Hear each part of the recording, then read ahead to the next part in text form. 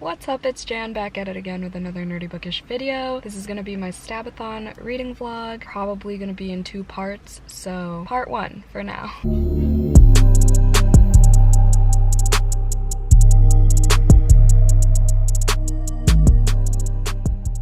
As y'all know, I'm doing Booktober, so I'm trying to like spread out my content as much as I can and trying to plan everything out. So hoping part 1 and part 2 would work out for the days that I am planning for. So if you didn't know, Stabathon was created by Cami from Burrows and Books and Sav from Riveting Reads. Last year, they decided to ask a bunch of us to be new co-hosts this year. So hold on, someone's driving past me. So it's gonna be me, Cami, Sav, and then Deja from Deja's Book World, and Erin from Erin Megan. This is a Scream themed readathon. I can go over the prompts, I guess. I don't have a set TBR yet. I'm just kind of reading books and hoping they fit somewhere. This readathon is gonna go from today the 3rd, October 3rd to October 9th on Sunday. We're each gonna have sprints throughout the week, and I'm gonna have mine tonight to kick it off. Those are at 6:30, currently on my lunch break at work. And then on the 8th, we're gonna have a Scream watch party. So we have a bunch of fun things planned. And then there are photo prompts as well, so that should be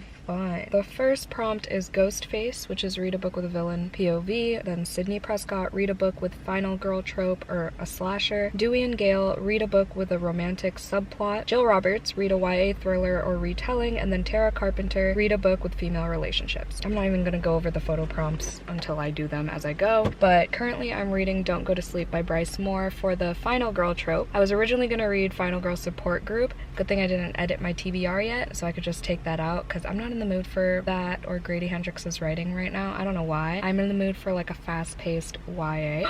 This is also YA thriller. Wow. 2 birds with 1 stone. I love when that happens. So yeah, I'm gonna eat my half of a Starbucks sandwich, read during my break, and then I'll catch y'all after work. Hope y'all enjoy this vlog. I look like shit. It's morning, and I stopped by my mom's house. Oh god, I just locked my doors to check if I had packages, and I did, but they're not books. It's the new Wonder Years album. I'm gonna listen to this probably tomorrow morning. But right now, I gotta go. I'm working from home today, and I gotta clock in soon, but thought I'd share. I got 80 pages into Don't Go to Sleep last night. The sprints were really fun, and then Joey and I watched the Dahmer show and ate Cheetos puff corn, and I never updated again. So this is me updating. I'm gonna get some iced coffee. I'm gonna work. I have like a little bit of a sore throat, so that's why I asked to work from home, just in case it's anything, in case it gets worse or whatever. And I have a lot to do today, so let's roll. Good morning. Hi. Yeah. Okay, I'm trying this breakfast crunch wrap for the first time. All right, that's good. Oh yeah, I told you I would never lie to you.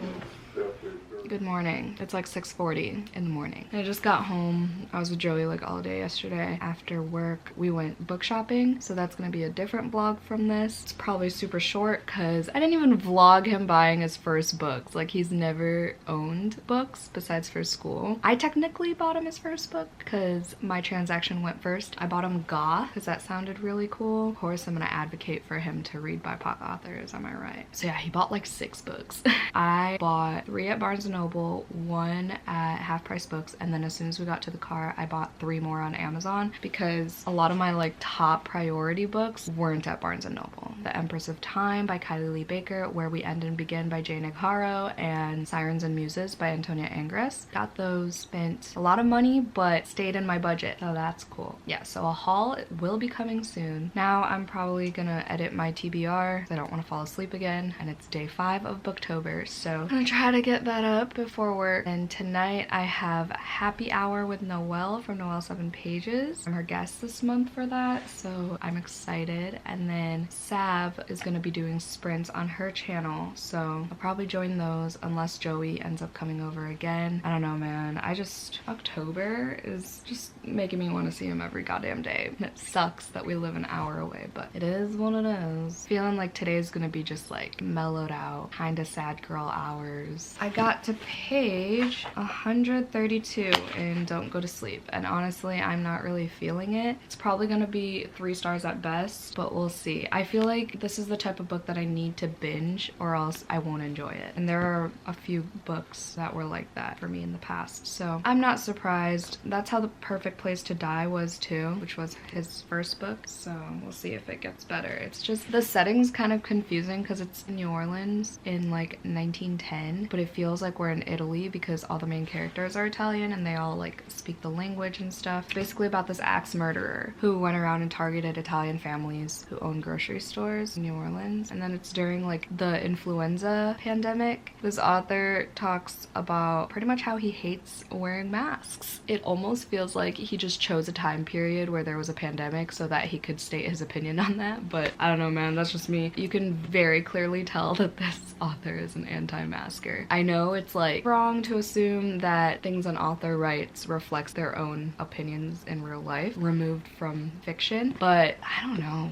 I feel like that was too close to home because it's like 2 with the times. This just came out this year, so I don't know. That's just me and my observation. I'm still gonna try to finish it because it is a quick read. I'm hopefully trying to finish it today so I can get a move on with these Stabathon prompts. I'll probably end this vlog tomorrow night and then do a Friday, Saturday, Sunday. That sounds reasonable. All right, I'm gonna go edit now or I run out of time. So I didn't update at all yesterday. Sorry about that. I was in a shit mood all day. And then I was like, what will make me feel better? Probably going to Joey's. So I went to Joey's again. So right now it's 6:30 in the morning because I come back. I can't go straight to work after driving an hour. That's just too much for me. So I wake up at 5:20 and drive back so I can have like an hour or so to myself before work. Noelle's live show was super fun yesterday. Barely ate yesterday too. I've just been letting go. So today we're gonna try to be better at vlogging. I'm gonna do dishes at some point. I need to edit today's Booktober video. I want to finish a book. It's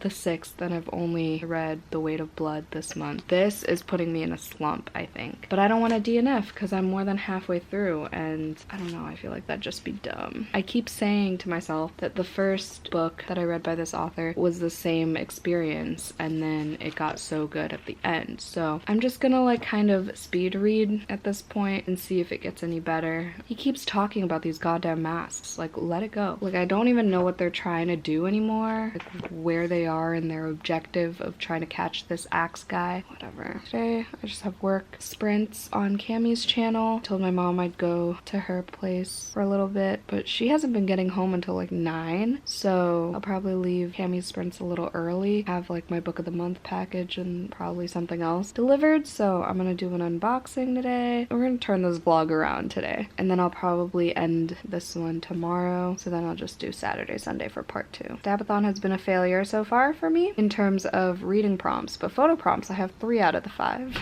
Alright y'all, I'm running a little bit late, but I need coffee. I didn't have coffee at all yesterday.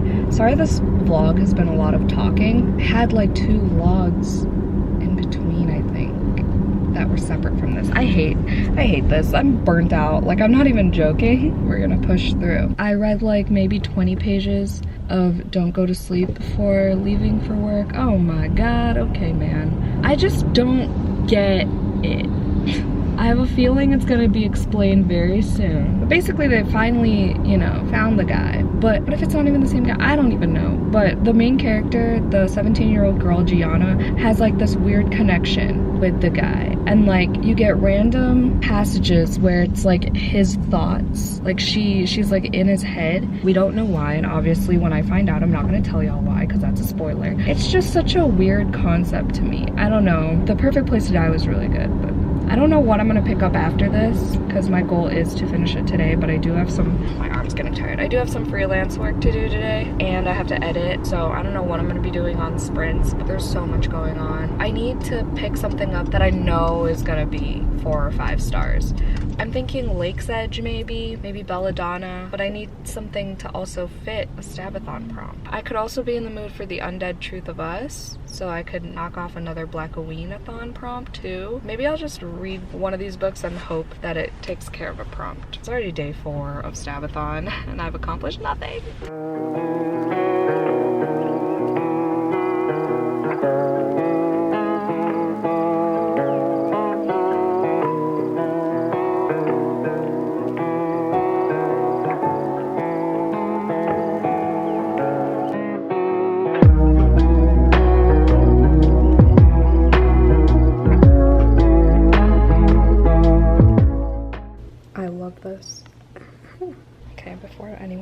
looks in and judges me for vlogging. Real quick, finished this, gave it 5 stars, super cute. It's for the Tara Carpenter prompt for read a book with female relationships. I'm really glad I did this because I need my momentum. I need to just get things going. All right, we gotta be strategic. It's halfway through the readathon. Gotta go. I just got home. It's freaking pouring outside. I'm starving. I haven't eaten like all day. I've had a breakfast sandwich today. I really need to take this weekend to just reset and do a lot of self-care. Like a lot. Like make this place spotless. Maybe even rearrange some furniture. I don't know. I just need something. I'm gonna hop on sprints on Cami's channel for Stabathon day 4. I just wanted to share that I got a famous bowl from KFC. This is my go-to because it's cheap. It's good. It's filling. It's not too unhealthy. Could be better, but you know, whatever. So basically, if you didn't know, it's just like nuggets of chicken in mashed potatoes with gravy and then corn and cheese, and it's just chef's kiss. I also wanted to share that I check our manga section in the library that I work at every single day for Spy X Family Volume 1, and it was finally there. Volume 2 should be coming back soon. Volume 3 is on the shelf, but we'll see if I love it as much as people say. I'm sure it's as wholesome as everyone says it is, so I'll be using that to like, probably not in this vlog, maybe, I don't know. This has nothing to do with anything, but I've also been looking into a new couch because I really want to spend more time in my living room, but my couch is just not ideal to sit in for a long period of time. It's a faux leather couch. I got it for $100 in like 2017. It's in decent condition, you know, but I think it's time to upgrade a little bit, maybe like a budget of $350 max. I mean, my apartment's not huge. It's bigger than what it used to be, but I think I just need one that's not this material, so it's like cozy, especially for the winter time. Maybe my goal is to get one by the winter time. But I also said that about a new laptop, so we shall see how the bank account goes. Oh, I also have my book of the month. I guess I could do this before I eat because priorities. My October pick was Sign Here. I've never heard of this book, but it reminded me a lot of Black Book, which was one of my top 10 of whenever that book came out. Was it 2020 or 2021? I don't know. This guy needs one more family member or friend to like sign their soul away, sell their soul, so he could get a promotion. So I think there's gonna be a lot of like humor in that. Maybe not, who knows. And then I got the Kiss Curse. I actually started this last month. I got to like chapter 2 or 3 and I ended up returning it to the library because it was an add-on for book of the month. And then I love the back designs. They're so cute. Then I got Spells for Forgetting by Adrienne Young. I was not expecting this to be a book of the month pick, but I'm so excited for this. I think I'm gonna put this on my November TBR for sure because this just looks like everything I need. This was on my most anticipated of the month, so I'm really excited for this. I know it's witchy and it's set somewhere and it's supposed to be like super atmospheric. Look at the chapters. Oh, I love this font. Chapters aren't too long. I love this. I love this. This font, something about it is making me want to read this right now, but I won't. And then the bookmark of the month says I put my shelf first, which I love. All right, I'm gonna hop on these sprints. My camera's dying, so I'm gonna switch my battery out. I'll talk to y'all later.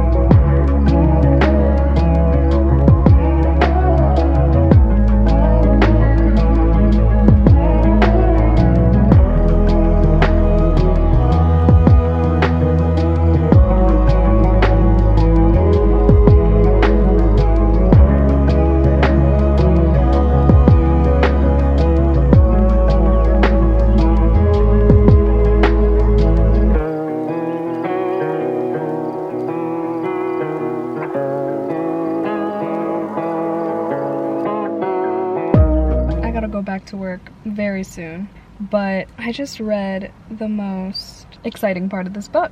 Literally, I'm 30 pages away from finishing, and it finally got a visceral reaction out of me. So if that tells you anything about this book. I will say this main character is very relatable when it comes to like, she just said something about how tired she was, and then people around her kept telling her to like rest, sleep, take care of yourself, whatever. And she was just like, no, sitting around is just gonna drive me even more crazy. Like, the thought of it just makes me nauseous. And I was like, me.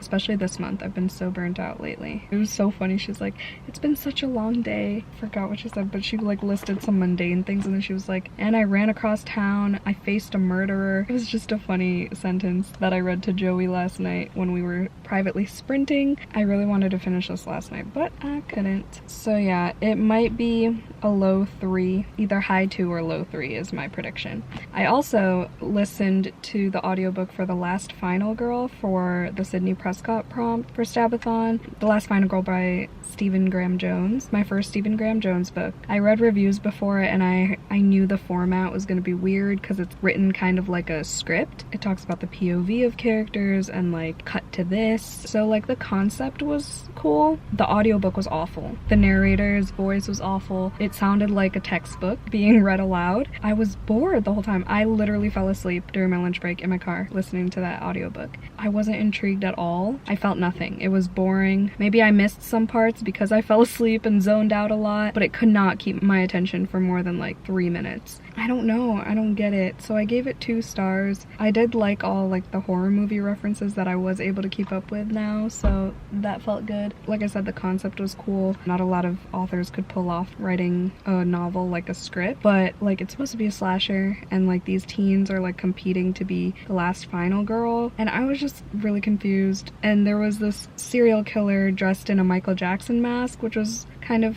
a funny concept. It was fun to read, I guess. I'm glad I finally read a Stephen Graham Jones, but unfortunately it was not for me. Once I finish this will knock off the YA thriller prompt, and then I'll have 3 done and 2 more days of this readathon. But I'm gonna be ending this once I finish this at some point after work, and then I'm gonna start a new vlog because Cami and I are gonna be doing a 24-hour readathon this Saturday. So the next vlog, Stabathon Part 2, is just gonna be Saturday, Sunday. I think I mentioned that already yesterday. Okay, I gotta go back to work. I'll talk to y'all after. Listen, it's called self-care, okay?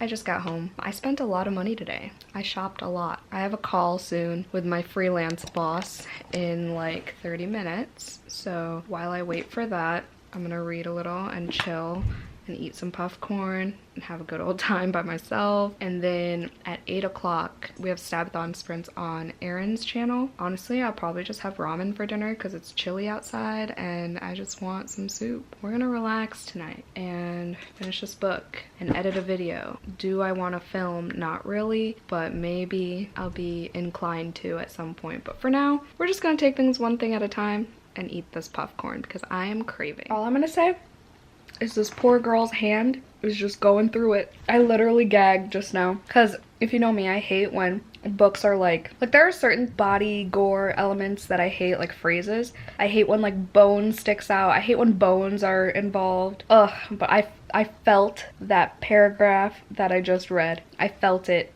in my bones, in my soul. Speaking of bones, where was this the entire first 200 pages?